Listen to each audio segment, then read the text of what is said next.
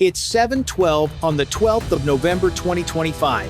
In the Philippine Sea, east of Luzon, the USS Theodore Roosevelt's SPY-6 scopes bloom with new returns.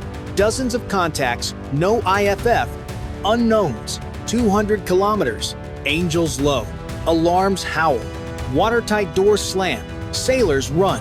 The carrier surges to general quarters as the CIC floods with voices and green light. Outside, dawn is thin and sharp.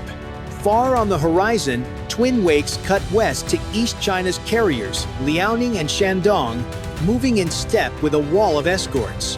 Heat plumes rise, J-15 claw upward. On the flight deck, yellow shirts wave F-35C forward, engines knifing the air. Hawkeye spins, launching to paint the sky. Nobody shoots. Everyone locks.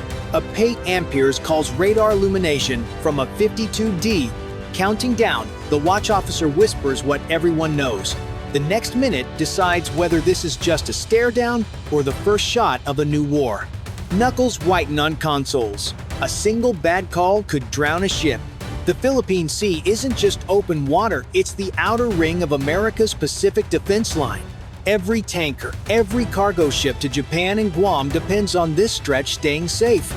That's why the Theodore Roosevelt and her escorts patrol here, weaving invisible shields across trade routes that feed millions of homes back in the States. Now China's carriers are breaking through farther east than ever before. It's a message they can reach America's doorstep. Each mile they advance means one less buffer for Guam, one more second cut off the Pentagon's reaction time. Inside the Combat Information Center, maps glow red and blue. To the west, Liaoning. To the east, Shandong. Crews can almost feel each other's radar pulses, a steady heartbeat of tension. One false lock, one test misread as a strike, and the whole region could ignite. Above, the E-2D Hawkeye spins, feeding radar pictures to Guam and Hawaii. Track them. Don't provoke, the order says, but every pilot knows how thin that line is. On deck, sailors watch the horizon, waiting for the flash no one wants to see. If shipping stops, prices jump, shelves empty, and allies doubt America's reach. That's why the carrier group holds here, steady, visible, unyielding. Deterrence only works when both sides believe it, and belief is tested on days like this, when two superpowers share the same square of sea and refuse to blink. To the south, a 8 amperes watches for subs and tracking radars that could cue missiles. Crews move slow, voices calm, knowing the first mistake won't come from the enemy, it'll come from fatigue or pride. The Pacific hasn't felt this close to the edge in decades. Both sides know it. So here's the question for you watching. If you think the US should hold its line, press 1. If you think China's push is just the start, press 9. 8:45 local time. The morning haze still hangs low when the first Chinese fighters break formation. 6 J-15 swing south of Okinotorishima, spreading wide, their contrails slicing white lines across the blue. The Roosevelt's radar operators call it instantly, multiple air tracks, low altitude, 90 clicks out. Within seconds, the carrier's deck crew is already in motion. Launch the cap. 2 F-35C roll forward, their tails shimmering under the rising Sunday steam roars as the catapults fire one, then another, sending both jets screaming into the light. Each pilot knows the rules. Hold distance, keep radar lock, don't shoot first. Still, the cockpit chatter is tense, clipped, all breath and static. In the air, the fighters circle like mirrored predators. On one screen, green icons from the US jets. On another, red arcs from the Chinese side, closing slowly. The AWACS Hawkeye keeps feeding updates. Targets maneuvering no weapons active. That line, no weapons active, is the only thing holding back escalation.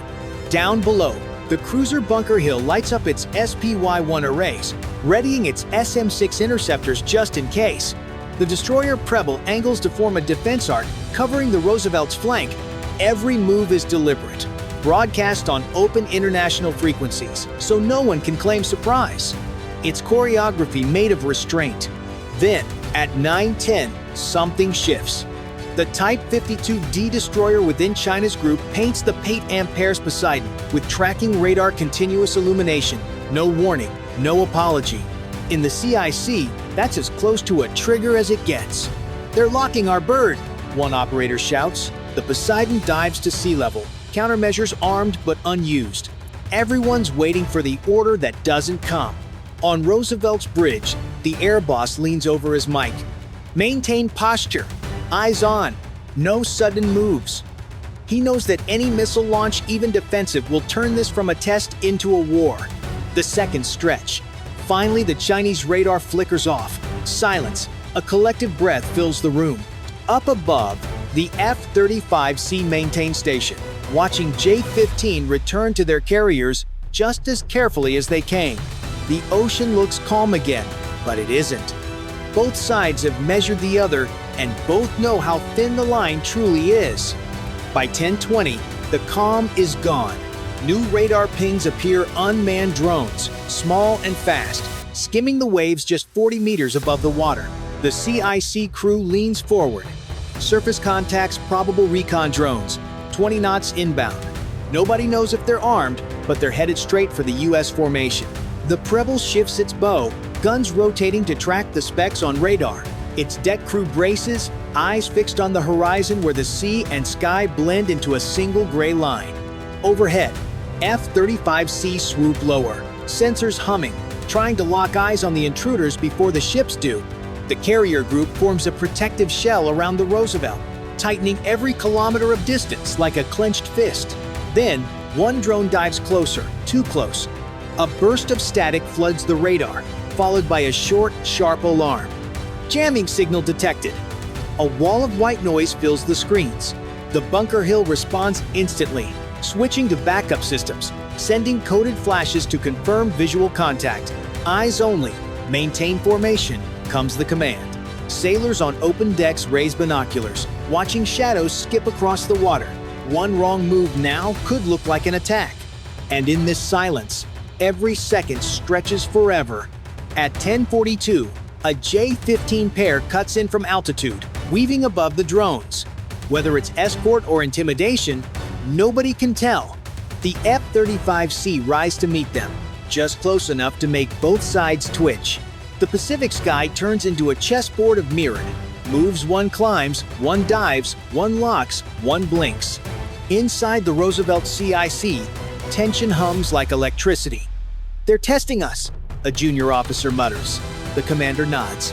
"And we're testing them back." He knows the real fight isn't with missiles, it's with nerves.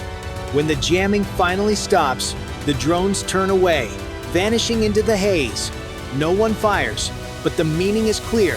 Next time, they won't stop at buzzing. From the flight deck to the radar rooms, everyone exhales at once. For hours, they've stared across a line thinner than radio static, and somehow, it held. But you watching this, what do you think? If the US should answer harder next time, press 1. If China's move was a warning worth heeding, press 9. 11:05 local time. Just when the formation starts to settle, new signatures bloom across the Roosevelt's radar. Small, fast, and coming from below. "Subsurface launch detected." The words freeze the room. 4 unknown contacts are rising through the thermocline, racing toward the surface at 60 knots. The destroyer Preble swings hard to intercept. Possible sub-launch drones or torpedoes range closing. On the screens, the icons climb like ghosts through layers of blue. Seconds later, sonar confirms cavitation. These things are moving fast. Deploy countermeasures. The Bunker Hill floods her tubes, launching decoys that scream into the deep. The CIC fills with the steady ping of sonar, each pulse marking a heartbeat closer to collision. One contact veers off, fooled by noise. Another keeps coming. Then the twist hits. They're not torpedoes, they're small undersea drones, each the size of a kayak, carrying cameras and sensors, not warheads. Surveillance, not attack, but crossing inside the defensive ring of a US carrier group is as close to a declaration as it gets. From the bridge, the Roosevelt's commander grips the rail. Someone down there wants us to flinch. He orders the Seahawk helicopters to launch, dipping sonar to mark each contact. One drone pops to the surface, camera blinking like an eye. For a heartbeat, the sea itself feels alive. watching back.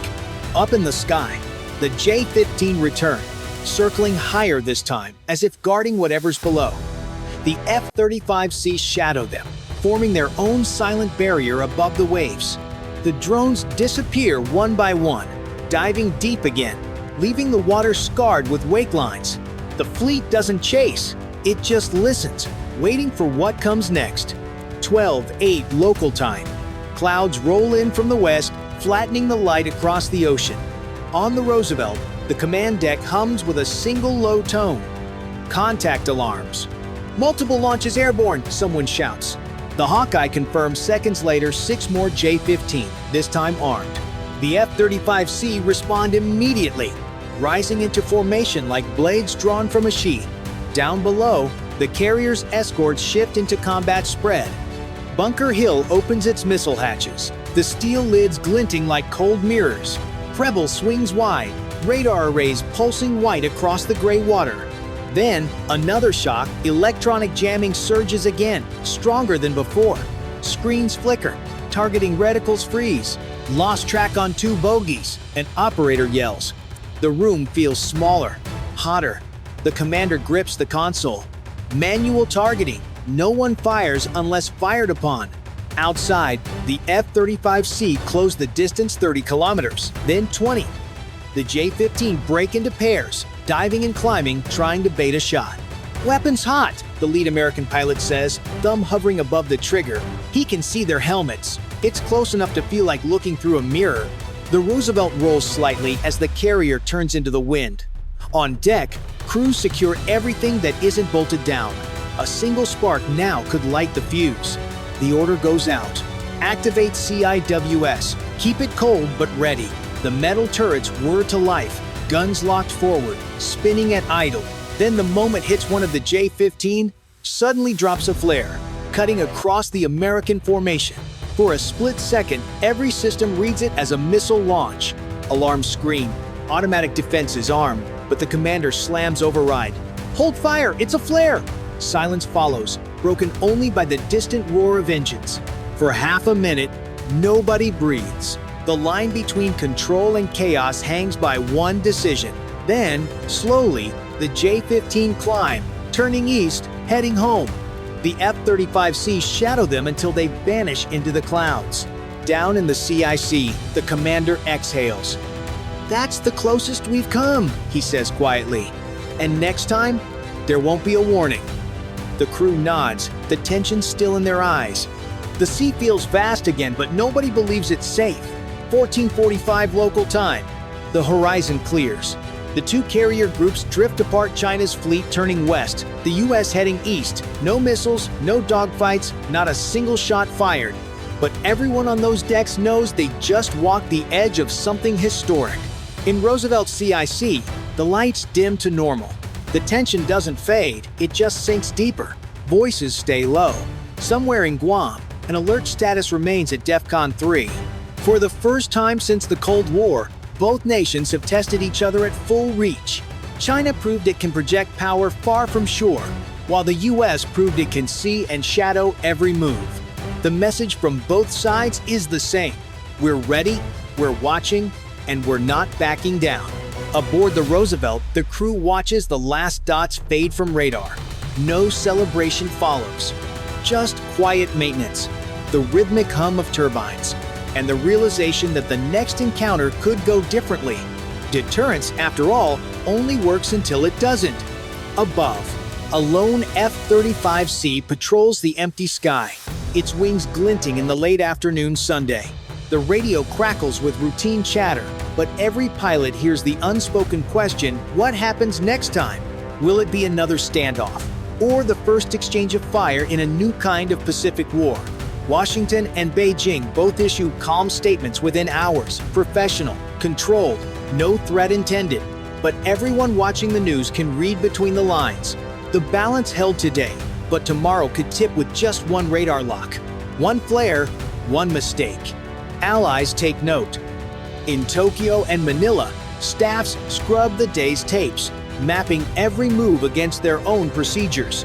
Insurance desks run new models for ships bound to Guam. Subhunters in quiet hangars recheck sonars, and young pilots mark up their kneeboards with fresh what-ifs. The ocean looks the same, but the playbook has changed. More drones, heavier jamming, shorter tempers. Next time we'll start faster.